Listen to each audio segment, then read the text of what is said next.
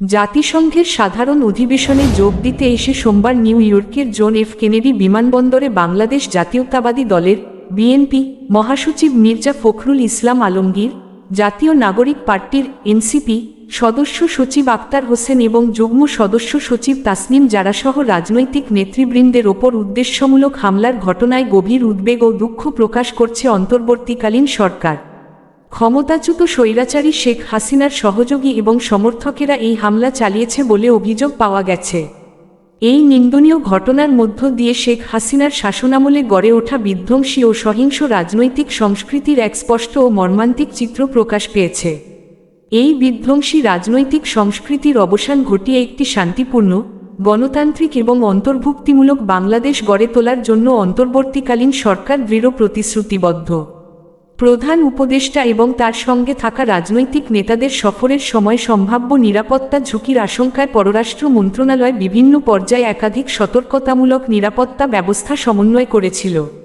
John F Kennedy আন্তর্জাতিক বিমানবন্দরে পৌঁছানোর পর প্রতিনিধি দলটিকে প্রথমে একটি নির্দিষ্ট ভিভিআইপি গেট দিয়ে নিয়ে যাওয়া হয়েছিল এবং একটি বিশেষভাবে সুরক্ষিত পরিবহন ইউনিটে ওঠানো হয়েছিল। তবে অপ্রত্যাশিত এবং শেষ মুহূর্তের ভিসা সম্পর্কিত জটিলতার কারণে প্রতিনিধি দলটিকে পথ পরিবর্তন করে বিকল্প প্রস্থানের জন্য অগ্রসর হতে হয়।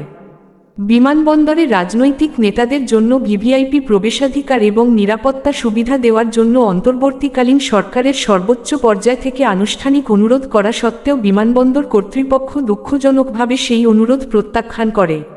এর ফলে প্রতিনিধি দলের সদস্যরা ঝুঁকির মুখে পড়েন।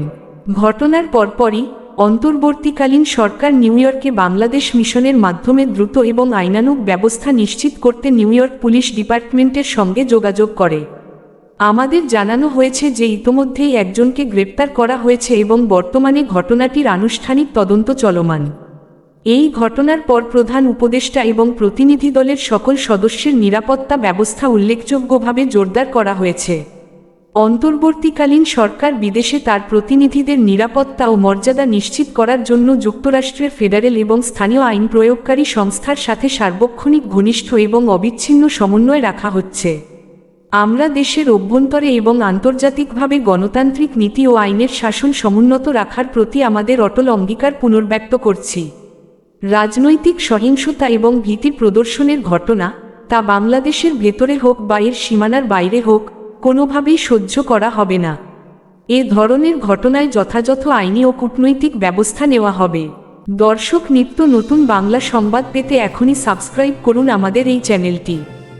ধন্যবাদ আপনাদেরকে।